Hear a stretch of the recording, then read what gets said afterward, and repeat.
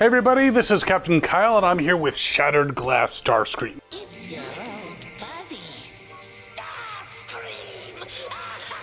This is the latest release in Hasbro's appreciation of the original 2008 Botcon line. I think it was actually supposed to come out before Jetfire, but it didn't. But still, we're going to review it for you. We'll even compare it to his Siege counterpart and see if he's cool. Be right back.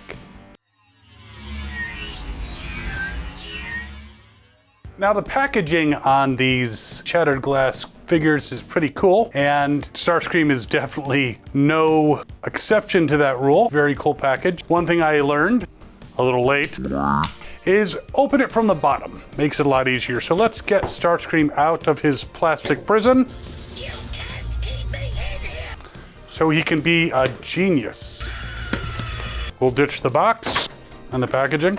There he is, still within the plastic inner shell. You can see he comes with everything that the Siege Starscream came with, though the Siege Starscream also did not come with any swords. So that's a cool addition.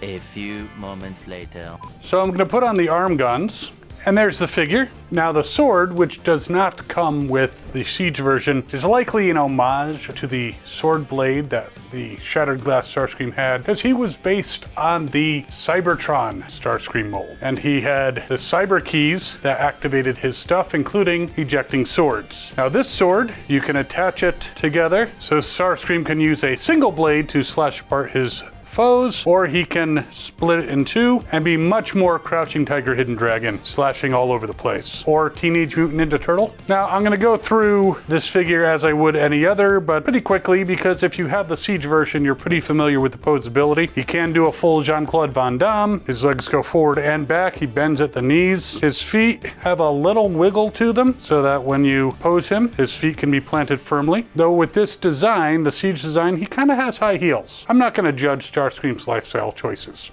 Too bad you don't move as fast as you talk, Ironhide. The arms are also very posable, go all the way out to the sides. They can go forward, you can bend at the elbows, you can wiggle a little bit because of the way this transforms the fists, and they do turn, as does the head, and he does twist at the waist. Now the coloration of this guy, obviously his Decepticon symbols are red, which is indicative in the regular compared to the Shattered Glass universe that the Decepticons are heroic. And his color scheme is very reminiscent of actually G1 Jetfire. The red and the white definitely give him a more wholesome and heroic appearance. You can see him here in the back. Now, this little jet thing, according to the instructions, is supposed to go on his back like that, which I guess is handy if someone comes up behind him, he can launch his jets and melt their face. Though it doesn't really matter if you keep it up or not. But he is a great figure. I do like the addition of the sword, and obviously he is the exact same mold as his evil counterpart. And he does have the translucent blue in the back of his head that attaches to his eyes, so it's not always easy to see. And of course, this sword could be wielded by the evil Starscream, but we're not gonna give him the satisfaction. Now, Siege Starscream is supposed to look very dirty, war-torn, like he's been through a lot of shit. I have to say that the Shattered Glass version is clean, like he showers much more often. Whoever he is, he's brilliant for a flesh creature. So it's definitely a different type of vibe, though with the Shattered Glass storyline, what I've been reading in the comics, and yes, this came with a comic, Starscream should probably be pretty dirty. But he is pristine white, so keep him away from your windows.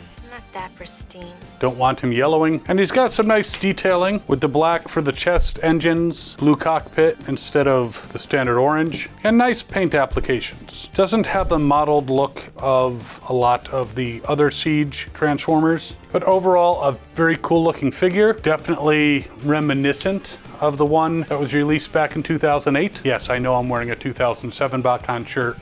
C'est la vie. But so far, definitely a great homage to the original, a great figure. I like it. Time for his Tetrajet mode.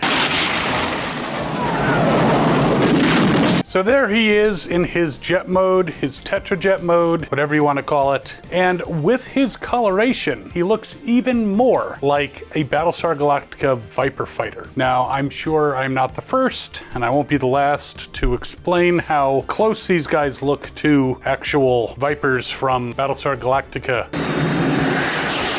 And he does look a little bit different than the others because we have the additional halves of the sword attached to his wings. But overall, with the coloration, yeah, definitely looks like a Colonial Viper. Obviously, as a jet, there's not really any posability. You can make him fly around.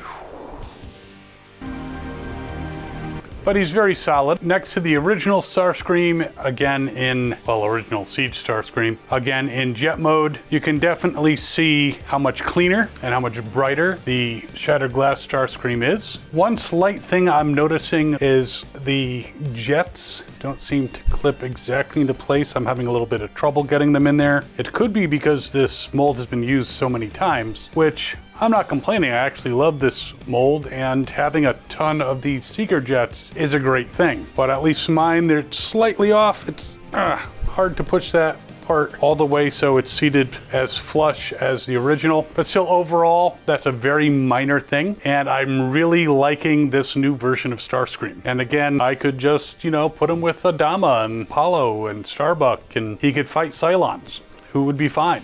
No frackin' way, Lee. And having a heroic Starscream is not necessarily a new thing. There have been other versions of Starscream that were Decepticons that were supposed to be evil that eventually decided they would switch sides. But having a full-on never was evil Starscream, unless they did in that alternate universe the whole, you know, recharging station trick. He's a very cool character and definitely still has something special about his spark. Somehow it has become canon that Starscream has an immortal spark, which was mentioned in Beast Wars, and it's the reason he's hanging around as a ghost. Terrible excuse for a Decepticon you have become! But his spark has something to do with the Titans, which I don't know if that's actually the same thing. And since it's cartoon continuity, it's not that his spark was somehow affected by the underbase from issue 50 of the original Transformers G1 comic book. So I definitely recommend this. I don't know if they're still available on Hasbro Pulse. If they are, I'll put a link to the description to those. Otherwise, I'll put a link in the description so you can do a nice search on eBay. You might be able to find him relatively inexpensively. I'll also put a link to AliExpress because somehow they get these as well